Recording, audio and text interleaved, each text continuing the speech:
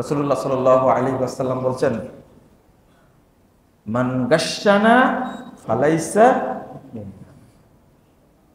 আপনি নিশ্চিত জানেন এই মোবাইলটা চুরির মোবাইল, না হলে দাম হলো ৭০,০০০ টাকা।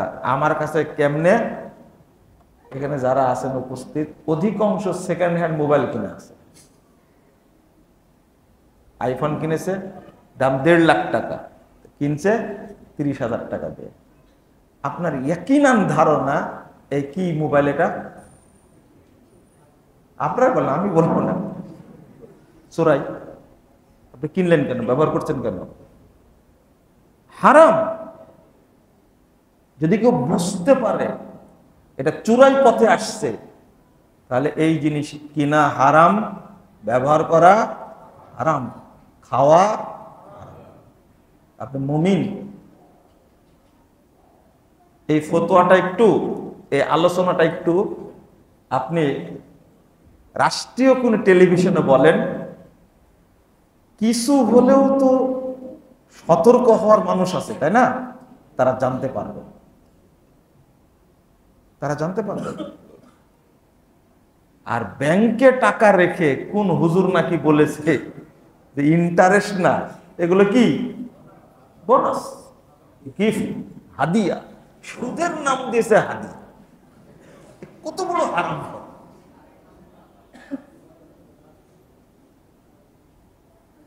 আপনাকে কে বলেছে পেশাব দিয়ে গোসল করলে পবিত্র হওয়ার সম্ভাবনা আছে?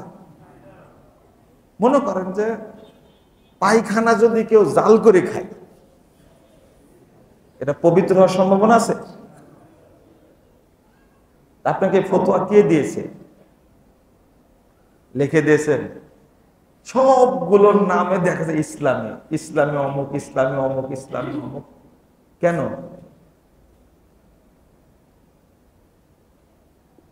এত মক্কা হাসপাতাল, মদিনা হাসপাতাল, জমজম হাসপাতাল, তাই না? মনে হয় জমজম ওর বাপের, মক্কা ওর বাপের। এটা হলো ধোকা। এটা কি?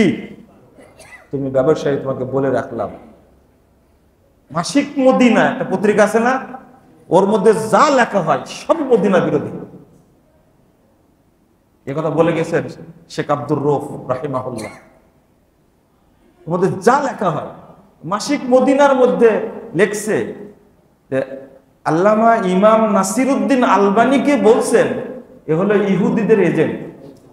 মাসিক মদিনার মধ্যে লেখছে, পত্রিকা আমার কাছে আছে। কত বড় সাহস!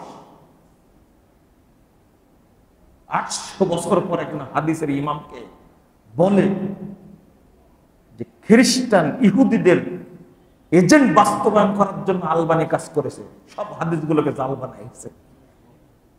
কত বড় খেয়ানতকারী! কিন্তু নাম কি বলেন? মাসিক মদিনা।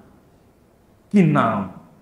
নাম দিয়ে মদিনার ইসলামকে, মদিনার আকীদাকে কি করেছে? জবাই করেছে। এটা কি ধোঁকা না? রাসূল সাল্লাল্লাহু আলাইহি ওয়াসাল্লাম, আল মাকরু ওয়াল খিদাউ ফিন্নার, ধোঁকাবাজ জাহান্নামে, পোল্টিবাজ জাহান্নামে। মনে থাকবে? যারা কৌশলবাজ তারা কি? জাহান্নামে। রাসূল সাল্লাল্লাহু আলাইহি ওয়াসাল্লাম, আল মাকরু ওয়াল খিদাউ ফিন্নার। এই হাদিসটাকে আপনি কোথায় রাখবেন? নাম দিয়েছেন একটা।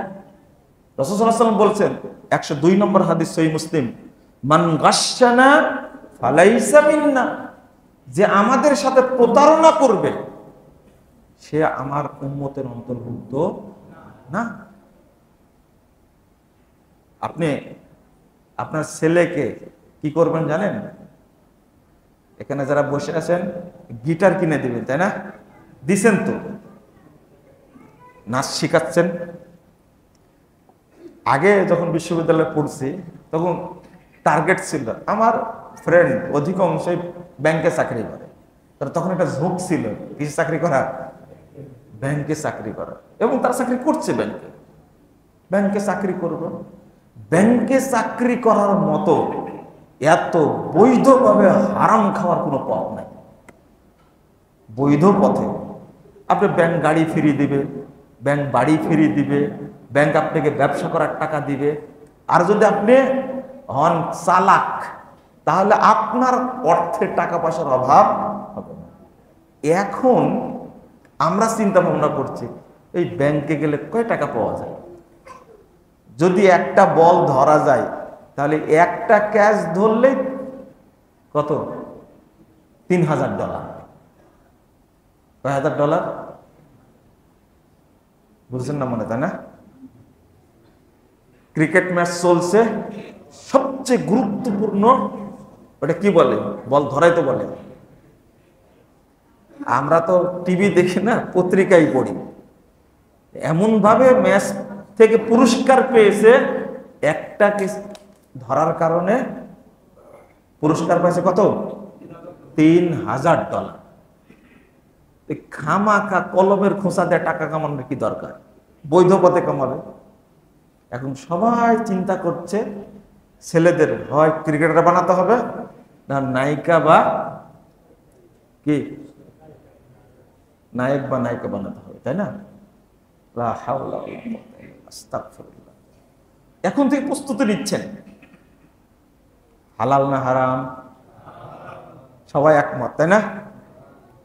আজমান নাস, সবাই একমত এটা হারাম।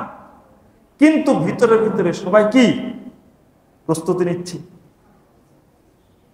আবার মেসেজ দিচ্ছে, আলহামদুলিল্লাহ আমার মেয়েটা আজকে নাচে ফার্স্ট হয়েছে।